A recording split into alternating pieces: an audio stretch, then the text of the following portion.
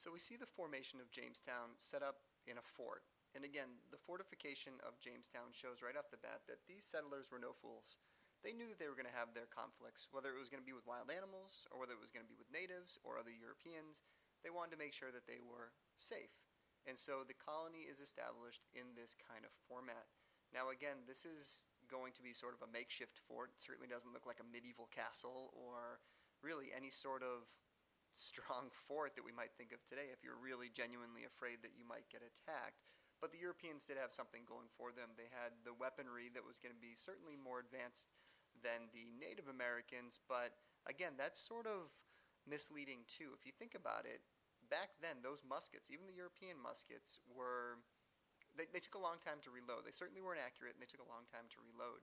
Whereas a native arrow, a bow and arrow from a Native American, they were able to load, reload, and then load again 9 times faster than what the Europeans were able to do. So to kind of say that they had better weapons, the Europeans did, is true, but it's also a little bit of a misnomer there. So the fort is set up again like it's kind of makeshift, but it's going to serve its purpose, at least in the minds of the people of Jamestown. Now there are going to be some significant players along the way that I do want to make sure we're aware of, because there is going to be some interaction with natives, but there also is going to be some European influence that, with the establishment of Jamestown, is really going to set the stage for other colonies to follow, the other 12 colonies to be established. They don't get established if Jamestown's not successful. So let's talk about these people. Number one is going to be John Smith.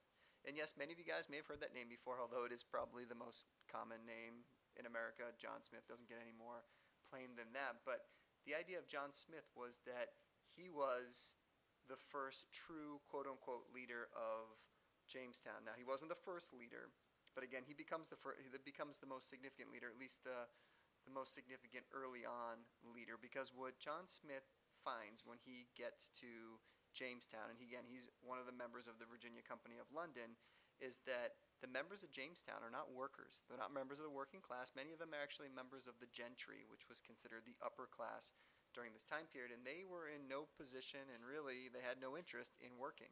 There were a couple of members of that middle class, the working class, that the gentry believed would do all the work. Well, of course, that's not going to go over all that well, and it's going to lead to, eventually, combined with a couple other things, native issues as well as a very cold winter, it's going to lead to something called the starving time, where there's not enough food, the shelter isn't adequate, they don't have enough clothing or warm clothing to stay warm during the cold winter, and a good chunk of those first settlers of Jamestown, roughly half of them, die. They perish in that starving time. And again, things get really bad. They resort to cannibalism. They're eating one another. I mean, it's pretty ugly. Now, we don't necessarily talk about that, and certainly Walt Disney doesn't tell you that story when, yes, that's Pocahontas in the middle, when Pocahontas and John Smith formed this relationship or this alliance between the Powhatan tribe, which was a subsection of the Algonquin tribe, and the settlers of Jamestown. So let me talk about these guys, because yes, both of them actually are real characters, but if you've only seen the Disney movie, you might not have the full picture. And again, if you're Pocahontas, you're probably really excited with the more attractive version of you in the Walt Disney film than what we have here when you Google image Pocahontas. So anyways, long story short, Pocahontas is a princess. She is the daughter of the chief of the Powhatan/Algonquin tribe. Now, she is one of 27 children of that chief, though. So it's not that she is the only child, and certainly back then, just like in European society, it was true in Native American society, women were considered to be inferior and probably not going to be given the same sort of political standing as a man. So it's interesting that Pocahontas is not only a woman during this time period, but a Native American woman and an influential Native American woman. What happens is she actually is the one, so the story goes, that when John Smith forms that relationship with the neighboring tribe, that she actually saves John Smith's life. There's a misunderstanding, there's miscommunication between the two tribes, and the chief grabs John Smith, puts his head on the block with the other tribe members around. They're ready to cut this guy's head off. End of story. It's going to be the end of the relationship between the natives and the settlers in Jamestown. Boom, it's going to be gone. Who knows what kind of domino effect this has? Does it stop Europeans or British royalty from sending over more colonists? Does it stop the 13 colonies and the process of the building of the 13 colonies? Who knows? But Pocahontas steps in, and she says to her father, don't do it. if you do this, if you show them no mercy, they will send more people over across the ocean, and this is going to lead to a huge bloodbath. So don't do it. Well, of course, years later, decades later, maybe Pocahontas is kicking herself for that because, what happens is we know the Europeans come, they start to push the natives off their land, and the rest is history. But Pocahontas does save John Smith's life. Now, contrary to what Walt Disney teaches you, they don't fall in love. John Smith actually, following that near-death experience, heads back to England for a variety of reasons, not the least of which is an injury that he has to get sort of taken care of. He does come back to North America, but never to Jamestown. He actually makes his way back a couple years later to the New England colonies up into Plymouth, where he meets up with the Puritans at that time. And he actually helps to name that region of the country, or that region of the colonies, the New England colonies. He comes up with that name. He says, man, this looks like England up here. Let's call it New England. And of course, that name sticks and lives on here. But John Smith's out of the picture here shortly after his influence in the colony of Jamestown. Remember, he's the one that ends that starving time. He's the one that comes up with this saying of, if you don't work, you don't eat, and if you don't eat, you die. And so he gets those gentry and those upper class members to see that if you're not going to work here, we're not going to feed you. We're not going to do the work and feed you. So everyone in Jamestown starts to pitch in, and we start to see the colony turn around a little bit. At the same time, a new man enters the scene here, a little bit later on in the process here, but John Rolfe enters Jamestown. But John Rolfe enters Jamestown with a mindset of making money. He's got this idea. Remember, go back to a couple slides and talk about why people came. John Rolfe came for a profit, as did many of the other colonists in Jamestown, but he came with an absolute purpose, and that purpose was to grow tobacco. Now, tobacco was not something that the British grew. It's something that they consumed and they enjoyed, but they bought from the Spanish. The Spanish had a monopoly on tobacco trade around the world, internationally. They controlled who got tobacco, how much, and what the price of it was. So John Rolfe wanted to tap into that very wealthy resource, and he does. He's actually able to somehow, some way, get his hands on South American tobacco seeds, which is actually a crime that's punishable by death. If you're known to have sold tobacco seeds, South American tobacco seeds, to a foreigner, someone who wasn't Spanish, that is a crime punishable by death. That's how serious they took it. But John Rolfe gets his hands on some, starts to grow it, and the rest is history. Within that first year, John Rolfe grows, in his first crop, one season, grows $1 million worth of tobacco. The other members of Jamestown see the success of John Rolfe and his tobacco seeds, and they start kind of getting involved in it. Within 2 to 3 years, every garden in Jamestown has tobacco growing in it in some way, shape, or form. This is huge because it becomes the bloodline, the cash crop for the success of Jamestown, and consequently the success of all the other 13 colonies. Because all these other members of England, living in England, citizens of England, that are watching this unfold and seeing the profits coming back from the colonies say, I want in on that. Remember, that's the American dream. Start with nothing, work very hard, get rich. That's going to be sort of the process that John Rolfe starts, and that's going to be what attracts more and more people to the colonies and leads, of course, to the growth of those 13 colonies. So John Rolfe becomes the wealthiest man in Jamestown very quickly, and his connection with Pocahontas is they actually get married. And I hear, I've never seen Pocahontas 2, but I hear that actually is what happens in Pocahontas 2. So maybe Walt Disney does correct things in part 2. Okay, so that, of course, is going to lead to this. We talk about the movement of the colonies from Jamestown to what's next. What's going to happen next here is we're going to see Plymouth form. And most of us are more familiar with this story, unless, of course, you've heard the Pocahontas story. Most of us are more familiar with this because we celebrate it every year at Thanksgiving time, the Pilgrims. So let's talk about the Pilgrims establishing Plymouth. They set off in 1620 without a charter. This is an important side note here. In Jamestown, those settlers had a charter. King James said, please go, in my name, rule this colony and give us all the profits.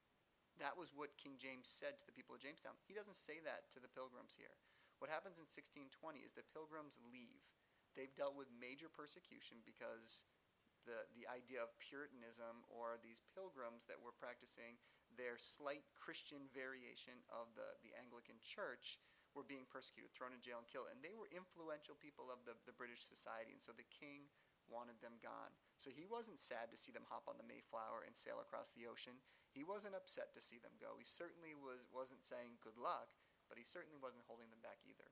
So 450 miles north of Jamestown, Plymouth is established in 1620, and they suffer much of the same fate. Even though they come for very different reasons, they suffer much of the same fate that the members of Jamestown do. They deal with a very harsh winter. Within the first 3 months, more than half of the pilgrims die. This is going to be, again, a recurring theme for the lack of understanding and the lack of preparation that the British put forth in establishing their colonies. But what we see right off the bat here again is that with the formation of Plymouth, we see the first, what we would call, religious sanctuary in North America. The pilgrims set up camp here, and they do it based on their religious freedom. They create something called the Mayflower Compact, something we'll come back to later. But again, they're there not for economic reasons or financial reasons, but they're there for religious reasons. Now, they also are going to have a very similar situation with the natives, except their situation is going to go a little bit better. They're going to meet the natives. There's going to be some misunderstanding right off the bat. It's not going to be the Algonquin tribe that's much further south. It's the Pokanokan tribe, which is a sub-tribe of the Wampanoag tribe that's led by a chief called Massasoit, a chief named Massasoit, who's going to play a role down the road as well. But when the Pokanokan natives find the pilgrims in Plymouth, there's sort of this relationship that's formed where you do us a favor, we'll do you a favor. They're watching the pilgrims dig around in the sand and in the rocky soil and try to grow crops. And they're finding, or they're watching, the pilgrims struggle. The crops weren't growing. And the pilgrims were approaching winter. Like I said before, they suffer huge losses in that first winter. They have no idea what they've gotten themselves into, and the natives finally step in. So when the Pokanokan tribe decide they're going to help the pilgrims, they do so in the form of giving food, but also teaching them how to grow food. So this is a great deal. Now, in exchange for it, the Pokanokan are going to want something. What they want is help or aid in the form of weaponry from the pilgrims to attack their neighboring enemy tribes. The Pokanokans think if we can form this alliance with the pilgrims, we can use their European weapons, we can defeat our enemies, and we can be safer here, and we can also, kind of spread our borders. It was actually a pretty genius plan on their part. And so they do. With the help of the pilgrims, they attack and defeat most of their enemy tribes within the area, and they expand their borders and become much more powerful. Now, what happens is, after the first attack on the locals with the help of the pilgrims, after this huge bloodbath, this huge destruction, killing all, men, women, and children, just an absolute massacre, the natives come back, they celebrate with the pilgrims, and of course they do it with a feast. And that feast is what we now refer to as Thanksgiving. So next time you're sitting down at the table and you're getting ready for your Thanksgiving feast with your turkey and your mashed potatoes and all that good stuff, think about the massacre that took. No, I'm just kidding. Don't think of it like that. But that's essentially what happened. The relationship between the natives and the pilgrims was much different, in a way, I guess, than what the people of Jamestown dealt with. It was better. It lasted longer, but it doesn't take long for the pilgrims, who eventually are going to be replaced in 1630 by the Puritans and a guy named John Winthrop, who are going to be less friendly with the natives. That's kind of the common theme here, is that the natives form a relationship with one European group, but then another European group comes, and as you all well know, not everyone's going to be the same. Yes, we might be from the same place, but we're going to have different feelings and beliefs, and certainly that was what the natives dealt with. Lots of different Europeans with different beliefs about how the natives should be treated. And the pilgrims, although nice to the natives, that wasn't going to be a common theme. So that's the story of Plymouth. That's the story of Jamestown. And what happens is, with the success of these two colonies, word gets back to England, and we start to see that more and more British citizens are trying to get on boats, trying to sell everything they have to buy a ticket to send their families over to North America to have an opportunity for more land, for more money. What we start to see over the next decade or two is that the colonists find themselves, on average, 20% wealthier than the citizens staying in England.